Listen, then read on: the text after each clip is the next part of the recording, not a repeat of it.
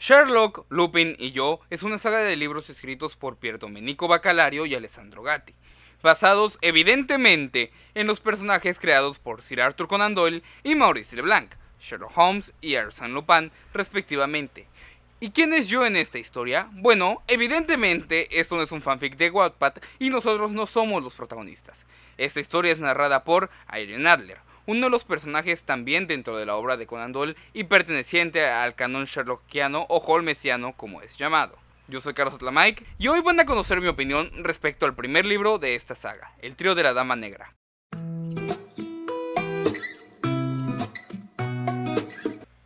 El trío de la Dama Negra, el primer libro de esta saga, salió en el 2011 y narra, pues al final del día es la introducción a toda la historia y al hilo conductor de la historia, en el cual nos presentan a estos tres personajes, a Sherlock, a Lupin y a Irene, que están pasando vacaciones en Saint Malo y donde todos son prácticamente unos jóvenes y todos dan pinceladas de lo que en un futuro serán. Digo, no vemos al Sherlock frío, metódico y calculador que tenemos en las obras de Arthur Conan Doyle, y tampoco tenemos al carismático caballeroso Arsène Lupin. Tenemos a dos chicos que van a ser el futuro gran detective y el futuro gran ladrón de toda la historia de la humanidad. Y como ello, se presentan muy bien. O sea, realmente vemos cómo es este Vemos cómo ellos apenas están dando los primeros pasos. No vemos a Sherlock que ve algo y de momento ya ata 90 cabos y ya tiene la solución así. No, estamos viendo a Sherlock empezando a ocupar este método. Estamos viendo cómo las habilidades de Arsène Lupin apenas están surgiendo. De hecho, inclusive el padre de Arsène los entrena en el caso del combate. Hay un capítulo donde empiezan a ocupar sus habilidades teatrales, porque tanto Sherlock como Lupin, dadas sus profesiones, tienen que fingir ser otras personas, tienen que ocupar disfraces, acentos, tonos de voz, otros idiomas, etc. Entonces, vemos principalmente cómo es que están empezando a hacerlo. Vemos el proceso de formación de ambos. Y el hecho de que sea Irene Adler la persona que lleve esta historia y que no sea Sherlock ni el narrador, ni Lupin el narrador, es mucho mejor. Porque aún tenemos misterio de la vida de cada uno. Es decir, sí vemos cómo es, al menos en este primer libro, vemos cómo es Sherlock, vemos las personalidades de cada quien. Sin embargo, nos van dejando pequeñas pistas de cómo es la relación de Sherlock con su madre, con Mycroft, con su familia directamente. En el mismo caso de Lupin, vemos y nos van dejando pequeñas cosas que evidentemente van a irse resolviendo a lo largo de la historia y a lo largo de los siguientes volúmenes.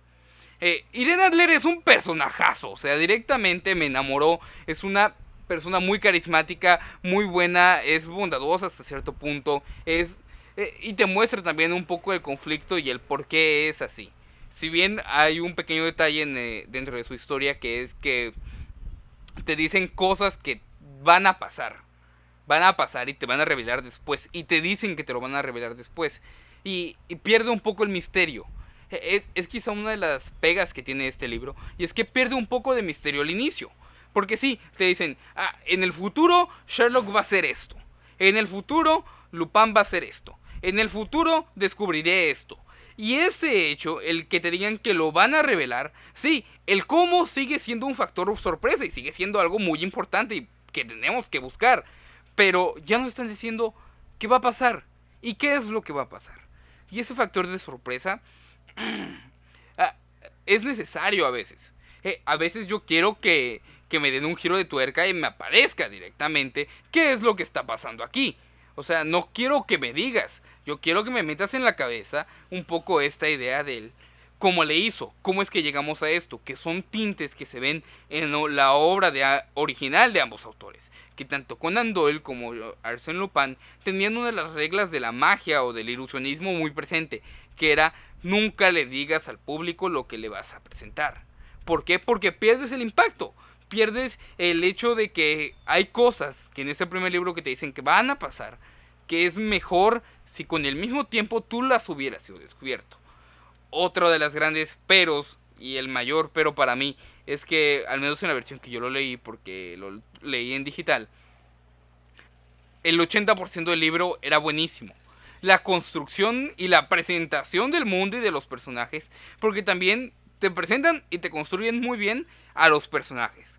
Es decir, no te cuentan quién es Sherlock Holmes, no te cuentan quién es Arsène Lupin, asumen que tú ya lo sabes, ¿Por qué? Porque son personajes muy conocidos. O sea, no se toman el tiempo para ello. Ya asumen que lo sabes, pero al mismo tiempo te los presentan porque es una faceta muy diferente a la que tienes de idea de ellos. Es decir, no ves al Sherlock metódico, frío y calculador, no ves al gran Arsenio Lupin, sino que directamente estás viendo a dos muchachos que van a hacer eso y ves todo el potencial en ellos. Pero el gran pero que tiene es que el 80% del libro es bueno y la resolución es precisamente donde falla.